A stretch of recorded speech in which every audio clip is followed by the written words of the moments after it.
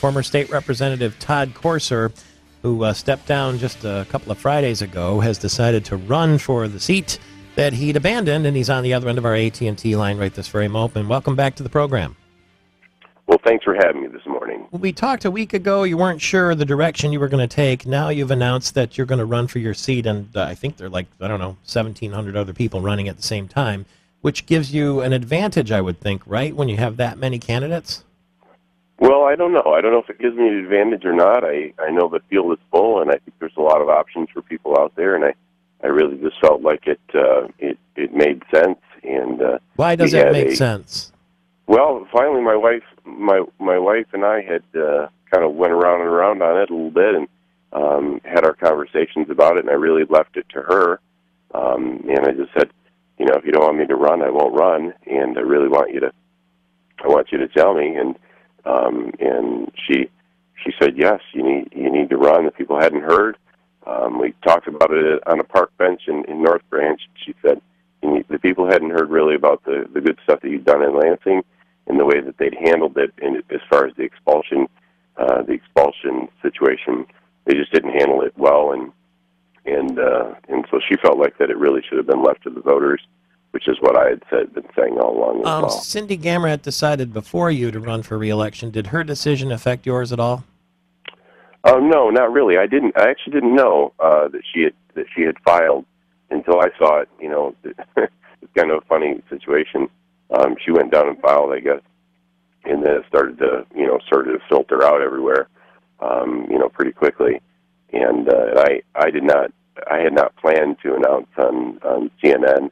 The CNN show was set up before, the live broadcast was set up well before the decision was made. It just happened to be that it was that morning, and so I ended up announcing on CNN on Friday morning.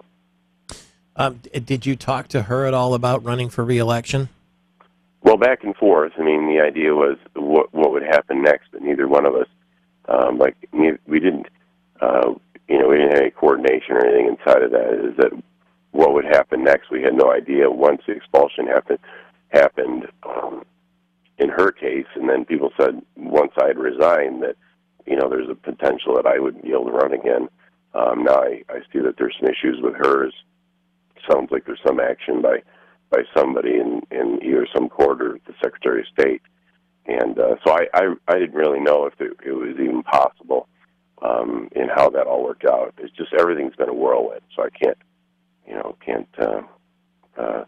tell you exactly how it all went together. Yeah. The main thing was my wife and her saying yes, do it, and my children after that. So I met really with them, and really we just had some family discussion and wanted to make sure that they were okay with it. So. But you did talk to Cindy Gamrat about her decision to run and yours as well.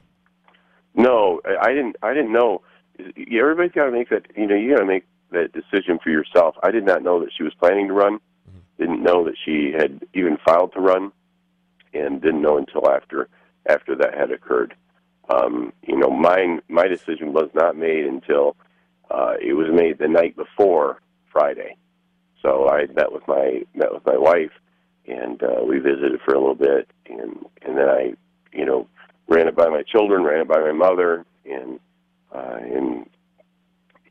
everybody said, yep, certainly put your name in, and then people can hear about your record and move forward. I didn't announce to anyone that I was running. Just those people knew, and then my staff, until I got on the show on CNN. The crew at CNN didn't even know. I let them know as I walked in the door that I would be running. What is your campaign plan? How will you go about it? There's not a lot of time. Yeah, there's not a lot of time for anybody. It's sort of it's a more of a sprint, and yet there's not a whole lot that you can do as far as to change the dynamics of it or the perceptions out there. So I'll do as much hand to hand. I met with some supporters on Saturday, and I'll continue to do that. Really, it's just hand to hand and healing those relationships, and I'll be doing that as much as I can. And of course, getting to the voters as much as possible. We've done that in the past in different ways. this will be a little more difficult. Obviously, they have a candidate forum that is coming in October, I think. So, so there'll be some different ways to get the message out there.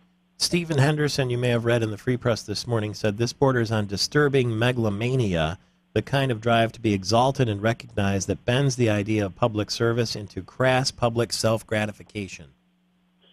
Well, I really appreciate his support. My goodness, that's a fantastic. You rarely get that kind of support from people in the media. It's fantastic. I don't know. I mean, people in media, and you know this, they have to sell papers, and if they can call something disturbing or whatever, they can, if that sells. He doesn't know me. He doesn't know the decision-making process. He hasn't lived through this. They have no idea what's going on, with my family. We've been living with this and dealing with it since May. So, working through these issues. So, my wife and I were in counseling, both together and separately, and just walked this out. So I wouldn't make my decision based on whoever that person was that had that quote. I'm sure it'll sell whatever paper he's trying to sell, but my decision-making process doesn't involve him, and nor should it. So your wife must be a very strong lady to endorse you going back into the fray. Yeah, she's got. I'll tell you. At some point, we would hope. At some point, my wife has a really powerful story. She loves her privacy, but she has an amazing story all in her own right, and one that I think at some point it will really benefit the world to hear. And she's got a fantastic story that nobody really knows, and I think it would benefit the world to hear sort of the things that she's dealt with, and so yeah, so she's an amazing woman, so she certainly deserved better from me. When was the last time you communicated with Cindy? We had a conversation. I can't remember. Was it? I don't even know. Was it yesterday or the day before? So I can't really be sure. I'd have to look at my phone.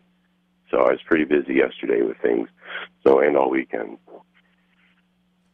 Okay.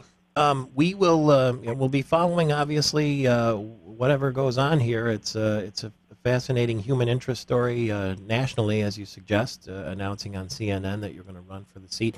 I think you're keen to say that there could be a legal distinction between stepping down and running for it as opposed to getting expelled and then trying to run for it. But that'll play out, I guess, between the attorneys, and I understand their meetings in that regard today. And I appreciate the call this morning, and we'll keep in touch. Yeah. You guys have a great day, and thanks for having me on this morning. Former state representative, maybe state representative again, Todd Courser.